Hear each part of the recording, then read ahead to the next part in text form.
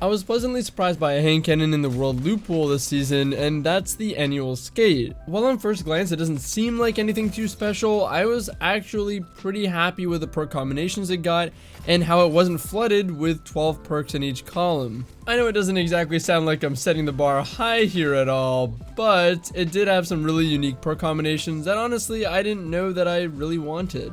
I got two pretty solid rolls of this weapon, one with steady hand and true sight, accurized rounds, surplus, and wellspring with a handling masterwork, and the other with true sight, crossfire, accurized rounds, slide shot, and time payload, accompanied by a range masterwork. To be honest, I haven't really used the time payload roll yet. I am uncertain on how I feel about this perk on 140s. I saw some of you mention in my last video on the judgment that you were kind of disappointed that I didn't mention time payload. A quick thing on that, I'm a little torn on this because while it does maintain range a little bit better, it also does delay your time to kill. And that's not the biggest of deal for some folks because it's only by a little bit, a short period, and you still do get the kill, but for me that is a little bit odd, and I haven't quite decided whether I love this perk or not, but because I've gotten this roll, I'm definitely willing to give it a try for that flinch factor. As far as my surplus roll, it kind of dawned on me that surplus and wellspring is an amazing combo. I'm not sure if this existed on a hand cannon previously to this, but especially having this on a hand cannon was great. Surplus obviously gives you a bunch of stats like stability and handling for having your abilities charged, and the biggest argument for this is that it's inconsistent. The feel of your weapon changes, and it changes with your ability usage, and you have to use abilities because they're really important. Of course, I've done things and made loadouts that do make this more consistent, like using either Revenant with the Shurikens or 6th Coyote, double charge exotics that have crazy uptime, and in the case of the dodge or 6th Coyote, you always make sure that you're going neutral, you're always breaking even, so you always have an ability to take the place of the dodge that you lost when you use it.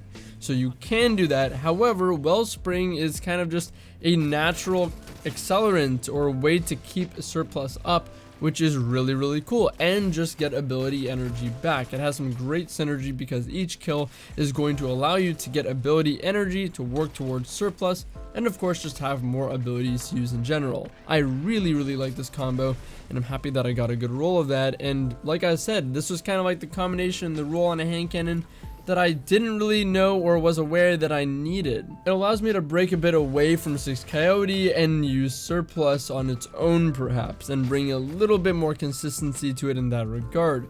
Wellspring combined with mods on your build to make sure that you have higher ability uptime allow you to play more into surplus and give it more consistency even without things like 6th Coyote as an example.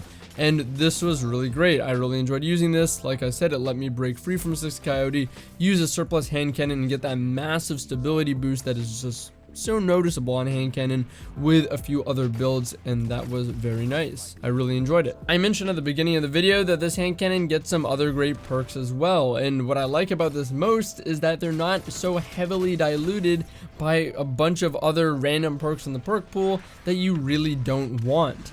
This has surplus, slide shot, tunnel visions, and no distraction in its first slot. That's a 4 out of 6 chance of getting at least a decent perk, and 2 out of 6 for getting the best in slots. And the next, it has opening shot, time payload for those of you that like it, multi-kill clip, wellspring, and swashbuckler. Again, I want to say, what is that, 5 out of 6 chance of getting at least a decent perk, and probably, I want to say 3 or 4 out of 6 for getting a best in slot, depending on what you're going for. I think Annual Escape's perks also fill a few cool niches. Like I said, the surplus wellspring combo, slide shot opening shot, which is a classic that we'll talk about in just a moment.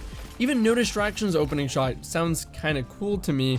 Slide shot time payload is interesting. You can even get swashbuckler on this, so let's say let's combine swashbuckler with slide shot or surplus, and swashbuckler isn't too commonly found, I don't think, at least, other than the Garden of Salvation hand cannon, which for whatever reason, I think it's because of the model of it, a lot of people tend to not like.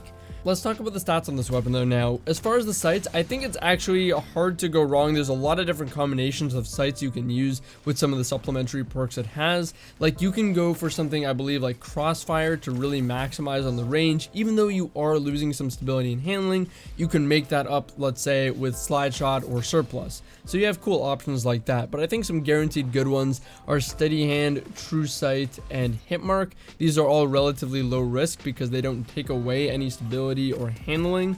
But again, you can go for some other combinations as well.